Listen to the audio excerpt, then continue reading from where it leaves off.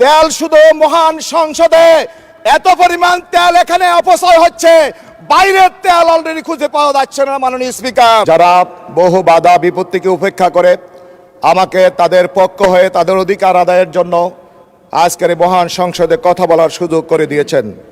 মাননীয় স্পিকার, আমি স্মরণ করছি বিগত ফেসিবাদ আন্দোলনের স্টালিনগ্রাদ হিসেবে পরিচিত যাত্রাবাড়ির শতাধিক শহীদদের, যাদের রক্তের বিনিময়ে আজকে আমরা এই মহান সংসদে কথা বলার সুযোগ পেয়েছি। মাননীয় স্পিকার, আমি এমন এক জনপদ থেকে এখানে এসেছি, দীর্ঘ 55 বছর পরে আমার যাত্রাবাড়ির ডামরা এখানে অবহেলিত বঞ্চিত মানুষের কণ্ঠস্বর হয়ে এখানে এসেছি। অত্যন্ত দুঃখের বিষয়, আপনার মাধ্যমে আমি আজকে এই মহান সংসদকে জানাতে চাই, আমার এই এলাকার দীর্ঘ বঞ্চনার শিকার আমাদের মানুষ ক্যাপিটাল সিটির পাশে হওয়ার পরও আমার এখানে উন্নয়নের ছোঁয়া লাগে নাই। আমার এলাকার অধিকাংশ বাড়িতে গ্যাস সংযোগ থাকার পরও গ্যাস পাচ্ছে না।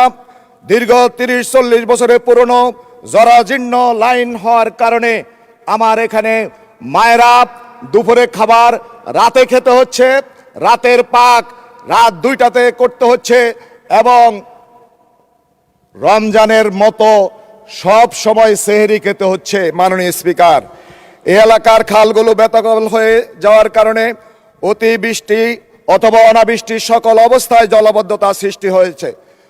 ডিএনডির খালের কারণে, ডিএনডি বাঁধের কারণে আপনারা জানেন এখানে দীর্ঘ জলাবদ্ধতায় মানুষ অতিষ্ঠ হচ্ছে।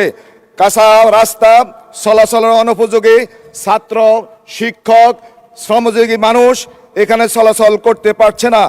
আমাদের এখানে বর্জ্য ব্যবস্থাপনা আধুনিকায়ন না হওয়ার কারণে আজকে মানুষের জনস্বাস্থ্য চরম হুমকির মুখে। সায়দাবাদ যাত্রাবাড়ি যানজট নিরসন আজকের সময়ের অনিবার্য দাবি। মাননীয় স্পিকার, আমি আপনার মাধ্যমে একটি বিষয় দৃষ্টি আকর্ষণ করছি মাননীয় স্থানীয় সরকার মন্ত্রীকে। এখানে যত্রতত্র লিজ দেওয়া হচ্ছে, জনপদ লিজ দেওয়া হচ্ছে, মেইন রাস্তা লিজ দেওয়া হচ্ছে, যার কারণে সাদা তোলা হচ্ছে, যানজট সৃষ্টি হচ্ছে। মাননীয় স্পিকার, আমি আমার এই অঞ্চলে 500 শয্যা বিশিষ্ট একটি হাসপাতাল চাই। এখানে 2-3টি থানা নিয়ে আমার আসন, হয়ারেজ এখানে একটি সাধারণ হাসপাতাল নেই, একটি সরকারি কলেজ নেই, সরকারি মহিলা কলেজ সহ আমি একটি সরকারি কলেজ এবং একটি সরকারি মহিলা কলেজ আমি দাবি করছি। মাননীয় স্পিকার, মাদক সাদাবাজ সন্ত্রাস এখানে উন্নয়নের অন্যতম বাধা। গত পেশিবাদের সময়ে আমরা প্রতিবাদ করেছি, অনেক মানুষ এখানে খুনের শিকার হয়েছেন। এই সরকার ক্ষমতা আসার পরও আমাদের এই সাদার বিরুদ্ধে কথা বলার কারণে নূরে আলম খায়রুলকে শহীদ হতে হয়েছে। আমি অত্যন্ত ধিক্কার জানাই।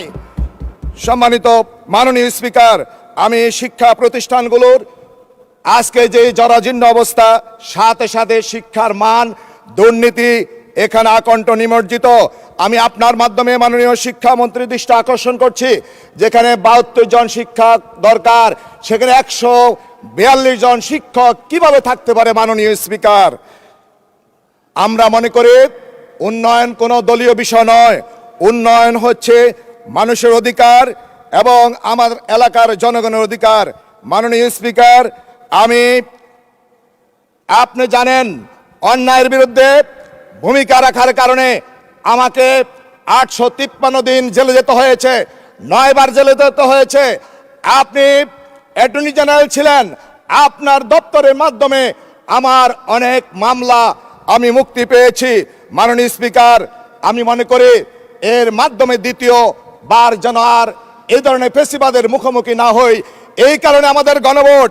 মাননীয় স্পিকার, আপনারা জানেন বাংলাদেশে সর্বপ্রথম 30 মে 1977 সালে গণভোট অনুষ্ঠিত হয়েছে এবং 1978 সালে সেই গণভোট আপনার সংবিধানের সন্নিবেশিত হয়েছে।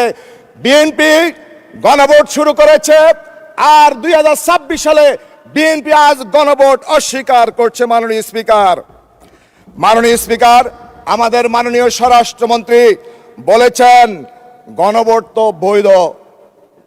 বৈধ যদি হয় তাহলে অবশ্যই আপনারা সংবিধান সংস্কার পরিষদের অধিবেশন আহ্বান করেন। এই সংস্কার অধিবেশন 180 দিন মেয়াদ। যদি এর মধ্যে সংবিধান সংস্কার পরিষদ আহ্বান না করেন, মাননীয় স্পিকার, আপনি আইনের অন্যতম বিশেষজ্ঞ ব্যক্তিত্ব এই মহান সংসদে বিলুপ্ত হয়ে যাবে যদি সংবিধান সংস্কার পরিষদ আহ্বান না করা হয়। মাননীয় স্পিকার, জুলাই বিপ্লবীদের দাবি ছিল রাষ্ট্র সংস্কার, রাষ্ট্র মেরামত। পৃথিবীতে অনেক দেশ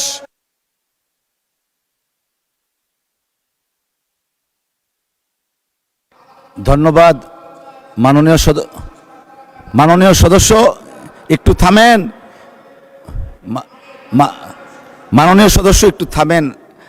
আপনাকে 2 মিনিট সময় দেয়া হলো, বৃদ্ধি করা হলো। ধন্যবাদ। আপনাকে ধন্যবাদ। মাননীয় স্পিকার, জুলাই বিপ্লবীদের যে আকাঙ্ক্ষা ছিল বৈষম্যহীন রাষ্ট্র, আমাদের যারা জীবন দিয়েছেন তাদের যে স্লোগান ছিল আমরা রাষ্ট্র মেরামত চাই, যারা শহীদ হয়েছেন এই রাষ্ট্রকে মেরামত করার জন্য তারা রক্ত দিয়েছেন। রাষ্ট্র যদি এই সংবিধান পরিবর্তন না করে, সংশোধন করে, তাহলে রাষ্ট্র মেরামত হবে না। আমি আপনার মাধ্যমে আমি মহান সংসদে সেই দাবি তুলছি। মাননীয় স্পিকার, আমার মাননীয় সিনিয়র সদস্য ফজলুল হক মিলন সাহেব বলেছেন জুলাই সনদ মানুষের কল্যাণের জন্য, রাজনীতিতে গুণগত পরিবর্তনের জন্য। যদি তাই হয় তাহলে জুলাই গণভোটকে আজকে কেন অস্বীকার করছেন আপনারা? মাননীয় স্পিকার, আমরা মনে করি এই সংবিধান সংস্কার পরিষদ গঠন করে মানুষের, আমাদের শহীদদের রক্তের বিনিময় আমরা নিব। আমি আপনার মাধ্যমে একটি কথা বলবো, শহীদ ওসমান বিন হাদি আধিপত্যবাদের বিরুদ্ধে, কর্তৃত্ববাদী শাসনের বিরুদ্ধে, অন্যায়ের বিরুদ্ধে, জুলুমের বিরুদ্ধে যে রক্ত দিয়েছেন, আজ পর্যন্ত শহীদ ওসমান বিন হাদির বিচার করা হয় নাই। আমি আপনার মাধ্যমে মাননীয় আইনমন্ত্রী দৃষ্টি আকর্ষণ করব, অবশ্যই শহীদ ওসমান বিন হাদির বিচার, আপনার হত্যাকারীদের বিচার করতে হবে। মাননীয় স্পিকার, আমি সর্বশেষ বলবো তেল নিয়ে কথা। গত রাত্রে আমি 2টা পর্যন্ত রাস্তায় দাঁড়িয়ে থাকতে হয়েছে, আমি তেল পাই নাই। তেল শুধু মহান সংসদে এত পরিমাণ তেল এখানে অপচয় হচ্ছে, বাইরের তেল অলরেডি খুঁজে পাওয়া যাচ্ছে না। মাননীয় স্পিকার।